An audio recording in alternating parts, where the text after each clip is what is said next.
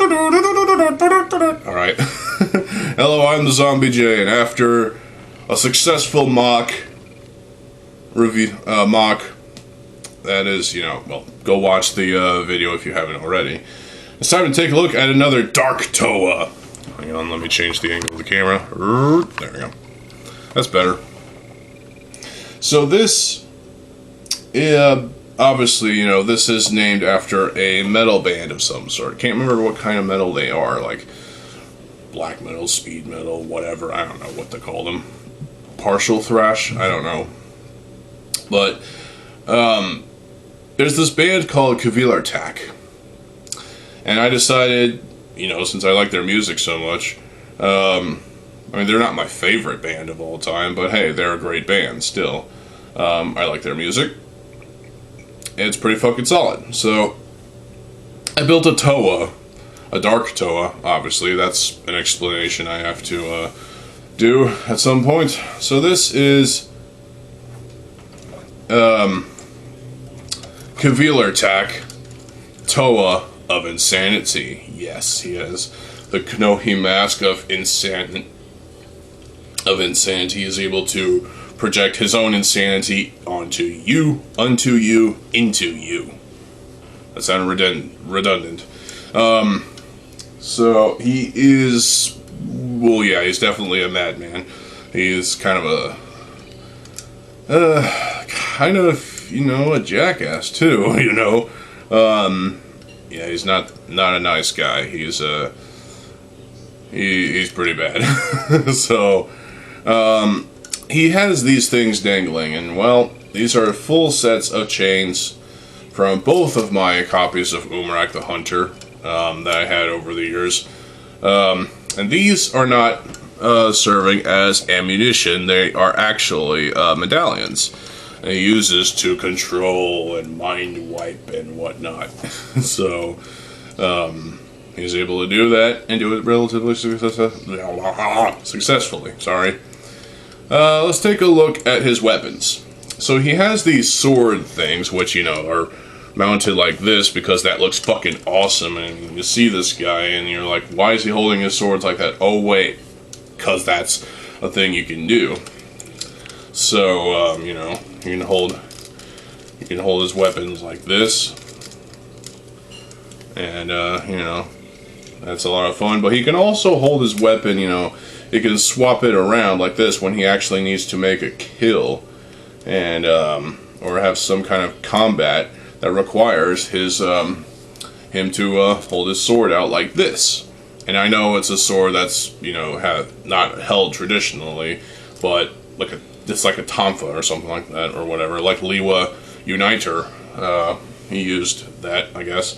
And of course, these are cut and modified Brutaka swords in black, because, it's rough, the cut job I did, but hey, polypropylene is a material that is worth experimenting with.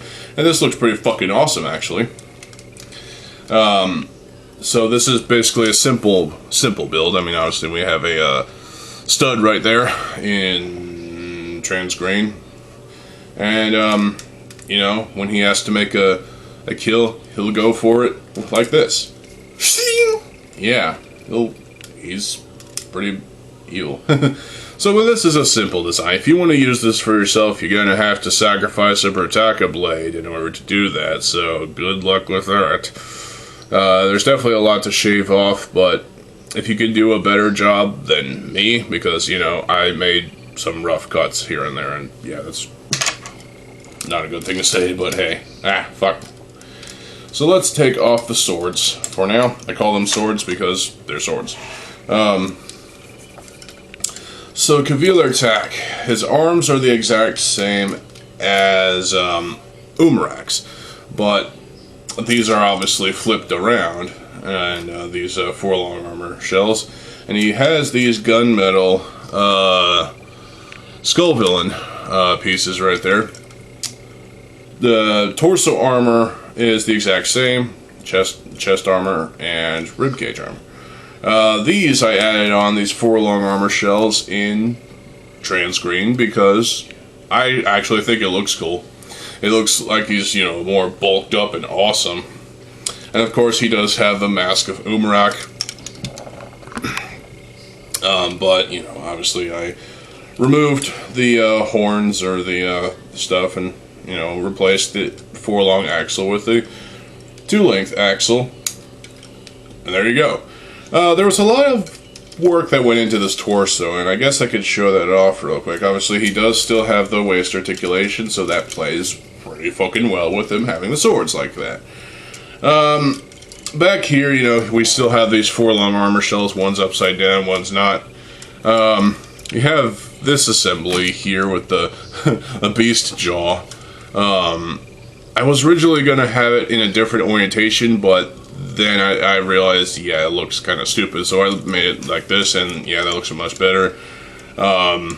It still looks kind of, but hey, it works. So, let me take off his, arms. Take this off. There we go. So we got looks to be a couple of system bits. One is a cylinder in green, and the other is a trans green, what is that? Stud piece, so that's kind of like a heart light, I guess you could say. There are open pins right there, and there are open, no, those aren't pinholes. But definitely this was a little bit of a tricky one, but I like how it turned out. It was perfectly, you know, acceptable for me. Obviously I used that green bit that came with Umarak. And, you know, the Glatorian necks are definitely there. I basically used the half beam pieces from his from Umarak's bow weapon to basically, you know, give the shoulders their width. It's perfectly acceptable in my opinion. If you disagree, fuck you. Obviously, you know, these pieces, there's a bit of openness because, you know, there's nothing really in those holes. I feel like I could have done more with this, but I also feel like I've done pretty much all I could. So, take with that what you will. So let's put the, let's reorient the chest armor, torso armor, whatever you want to call it, armor. The legs are nothing special. The upper legs are the exact same, except the armor is flipped around. The lower legs are completely replaced. So, I used, obviously, this big armor shell piece, kind of resemblance of Tahoe Master. So if you look at this and you think, well, that's just Tahoe Master's legs, but in black. Well, he does have the black feet and a friction adder right there and there and there and there. He does have back armor of the lower legs, but that's as far as his leg can go. As a result of that, because these are the 6 long armor shell pieces of CCBS. Obviously, I used the ball joint in the 3-hold Technic beam thing in this standard longest bone piece. That's not the absolute longest. There's an even longer one, but hey. And of course, the fists are the same color. They're the same piece. Everything else is the same. But you can almost see this as like a Umarak upgrade in a way, but it's not. It's a completely original character for me. For my story of, you know, the Dark Toa. And this is definitely one of the Dark Toa. Because his name is Kvelertak, named after a metal band that I absolutely enjoy. If I had to recommend one of their albums, I honestly can't remember the names. I think Mare is one of their albums. There's a song of theirs called Bloodthirst, which basically translates to bloodthirst.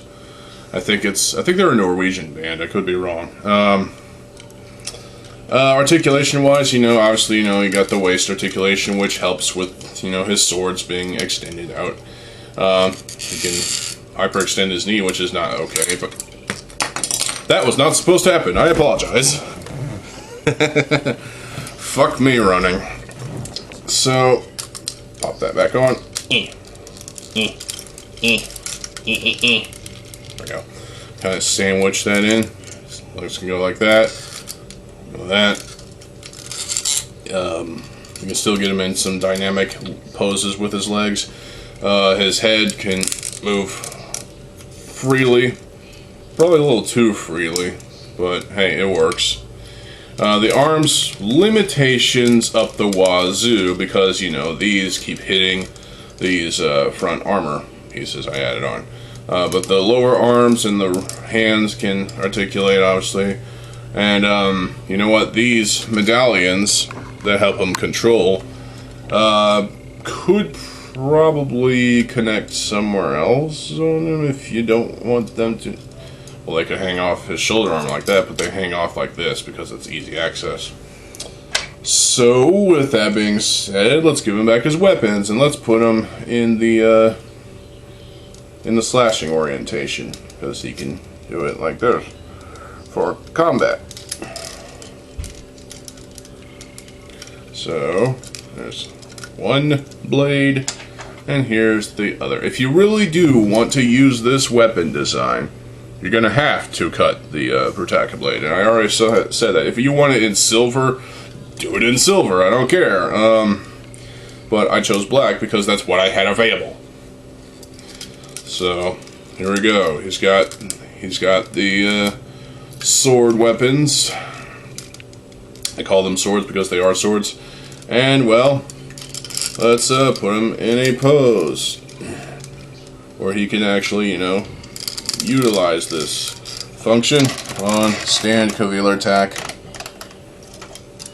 There we go. So basically, shing shing shing shing shing shing shing shing. Yeah, it's fucking awesome. So that is Kvelertak, Toa of Insanity, and he looks fucking awesome. I mean, yeah, there probably could have been more of the translucent green in the leg portion, but hey. I was running low on time last night because, you know, I had to get to bed, so I needed to sleep. So, don't worry, I will be making more MOCs tonight, hopefully, and there will be more MOCs to review eventually, so stay tuned for that. If you like this MOC and you want to build it yourself, you totally can. Or if you like aspects of this MOC that you want to be used in your MOCs, go ahead. Like, again, the sword. Anyone can use the sword if they wanted to. The idea of the medallions, that's cool too, obviously. So, you know. The torso design, obviously, I'll have to like take that apart and do an instruction video on that, but I don't want to do that because I don't want to take it apart. I just built this thing last night. I don't want to take it apart. So, but yeah, that's Kvelertak, Toa of Insanity. I hope y'all enjoyed this MOC. Do you like this MOC? Let me know in the comment section below. I got another Umarak mask that I might use for something else, obviously. Maybe in a character relating to Kvelertak, maybe his twin brother who is less insane than him. I don't know, but I've got ideas. I've got plans. Don't fall. There we go. And yeah. Well, if y'all enjoyed this here video, stay tuned for more MOC reviews and other videos as well. I've got some more videos planned for y'all today, so stay tuned for more videos. I'm TheZOMBIEJ. I'll see you folks there. Have a good fucking day, and peace.